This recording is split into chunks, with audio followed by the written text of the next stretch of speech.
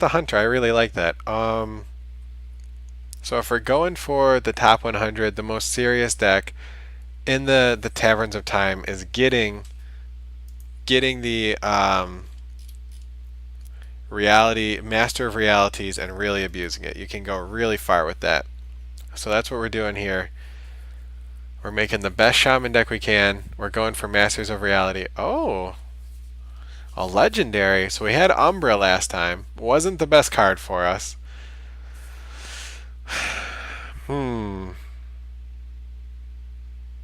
So Malygos has the dragon tag, which doesn't matter with any shaman specific cards, but it matters with a worm if we get it, and it matters with a worm caller. I haven't seen a lot of worm callers since the buckets and the taverns come out. I think it's probably pretty buried out there. It's also only good with a dragon. I kind of hate the card without a dragon because it's like a 7 mana 3/11, right? Without taunt. Without the taunt, it's pretty poopy. So Marin has the highest ceiling, right? If we get the treasure, it's got by far the highest ceiling. Jungler, Hemet, the hunter.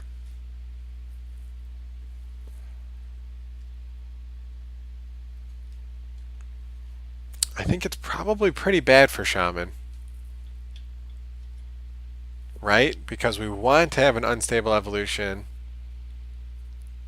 I mean, they nerfed Hex and made it 4, so that helps us, I guess.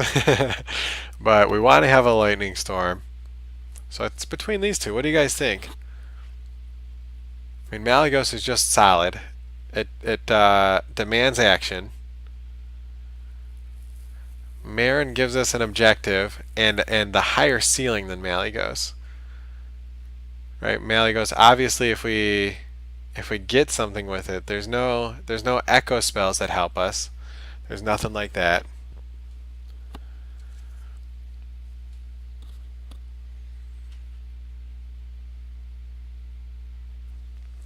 Was Hemet was dead last month with Shaman? What do you mean? Are you supposed to play it just to clear out the lower stuff? I don't know. I want to have an unstable evolution for sure. I want to have a lava burst. I mean, Feral Spirit, the way that they make Shaman cards is they make them cost 3 when they should cost 5 and you overload it to. Yeah. Right now we don't have the best way of cracking the treasure chest. But I think I'm going to go with Marin. I'm not sure. It feels like feels like I might regret it. I feel like Malygos forces them to answer it better, right? It puts pressure on them. Whereas Marin puts pressure on me to crack the chest. The extra mana is a big deal. You know what? Yeah, you think you would do Marin? There is a world where I get like a lightning bolt, and then my lightning bolt does 8 damage. Or shock does 6. Sometimes to face. Frostbolt goes face. Shock does not.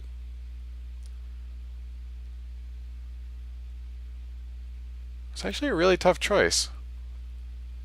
I don't think either one of them are bad. Gives us options going forward. Might be tough for us to track, but if we crack the chest and it gives us 2 legendaries, right? We can discover a legendary, get it on the board, get 2 copies of it. That's great. The wand where you draw 3 cards and they all cost 0 mana would be like amazing if we hit Masters of Reality. So there's a lot we can do. I'm gonna do Marin, but I'm gonna write it down. Anytime I do that, I like to write it down so that if I'm ever sitting with the Marin in my hand and going, holy cow, I wish that was a Malygos, then that's what we do. Okay, 3-drop, start building it out here. So we saw this option when we were playing Hunter, and I said we couldn't take it in the Hunter because there was nothing to transform. The best option is one of the classes that creates dudes, so Paladin or Shaman. Normally this guy's pretty much a Shaman card, because if we hit an evolution, then we turn something that's weak into a 6/6 and keep going. I don't think the card's as strong as the other two, though. And I actually like Rockbiter because of the Dreamer meta. I actually like Rockbiter early on to take care of the Dreamers. I'd like to have a Crushing Hands. I like to have a deck that has a Crushing Hands. We'll take a 4-drop there. The Hungry Enten's really good too. We want the Elemental tag. You never know. We might still get a second legendary, Elemental legendary, to trigger off of that. So we're actually getting a good amount of 3-drops. I think we make the Corpse Raiser work for us. This is one of the better classes with Corpse Raiser because of Earth Elemental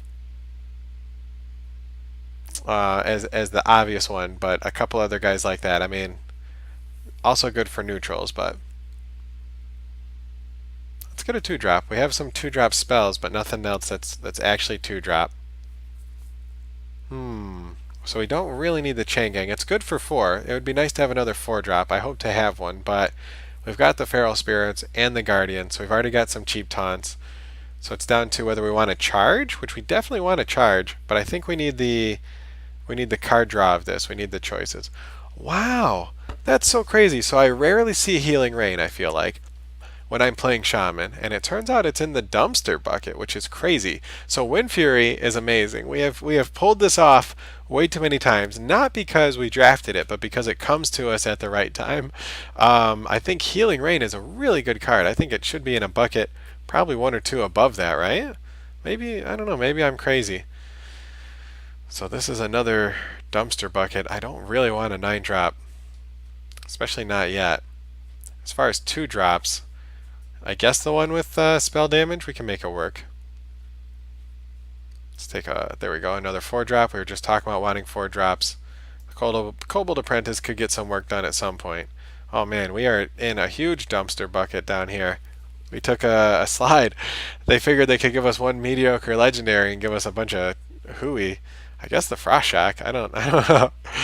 Okay, we got the Elemental tag going. We'll take that. We'll go for that. Devilsaur. There we go. Now we're starting to get somewhere.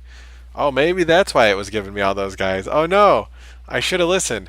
We'll take the 5 for 5/5 anyway. Oh man. I gotta take it. I really want the Hex. I really want a Hex, but we have to have at least 1 Masters of Reality. And we have to have at least 1 Stonehill Defender. There's the Elemental tag. We'll take it. Okay, we're getting there. I actually really like the weapon here, right? What do we have for 4-drops? So we're getting decent 4-drops. We got 3 5-drops. We saw a lot of this guy our last run, and it was really nice. I just think we've already got Healing Rain. We've already got a lot of early trades. No, let's take the Possibility Seeker, actually. Okay, so we passed up the totem last time for Masters of Reality. This totem is extremely good with Masters of Reality. Now you have to get it out before you play Masters of Reality, or else it itself just turns into a 4/4, a 4-drop. But if you drop this guy on turn like 5 and then get the Masters of Reality out, it's like a guaranteed 3-drop at the end of your turn. So that's nice. I actually have a lot of 2-drops. I think I need a little bit more mid/late game. Actually, I need more mid game. Bone Mare's nothing to shake a stick at, though. We only have 1 elemental chain here.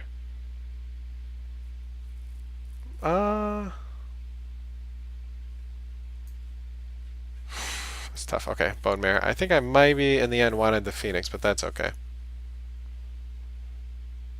So we were looking for a silence. We had to pass up on our Hex. We haven't seen an Earthshock yet, so we still need a silence. We kind of need a poison, but with how low our deck is mana-wise, I think a Geist is going to be really good in here. So let's get that to work. We don't have any AoE yet, so we better take just the best AoE for us. So this guy's huge, but we've got a lot of huge stuff going on.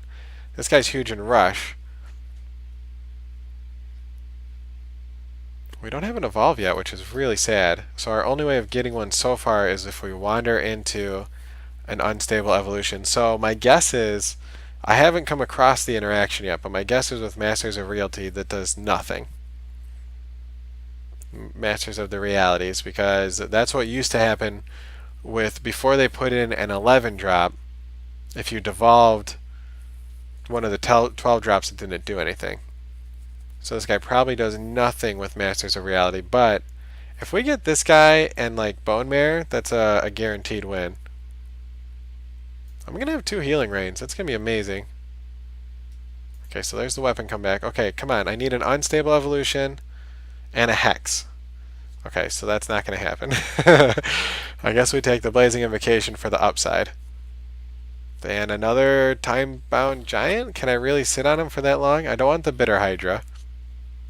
What do we have for 5 drops? Okay, so that was really sad that we didn't get an unstable evolution or a second hex. Yeah, I'm gonna take the other giant. We're just gonna make it work. Okay, so huge curve, average mana, which I'm really sad they don't tell us. Our average mana is quite a lot, like quite a bit. We've got no silence, so we could discover a silence. It would have to be a neutral one. We could wander into a silence like a hex or an Urshock. So this is gonna be tough. We've got to set up the Masters of Realities really well. A lot of people take the Masters of Reality and they just drop them on turn 6 and try to make it work. We, friends, are going to hold on to it until we get at least a hero power with it. Maybe 2 plays. We've got a bunch of healing to sit behind, like a bunch. And we've got the late game. So our goal is going to be to just rely on some of this early game pretty heavily and get the super luck out of the one Master of Reality. Or maybe we could get a good elemental going with Blazing Invocation. Maybe we can get the it's going to be tough, but maybe we can get a cure going with this guy or with the defender. Alright, let's do it.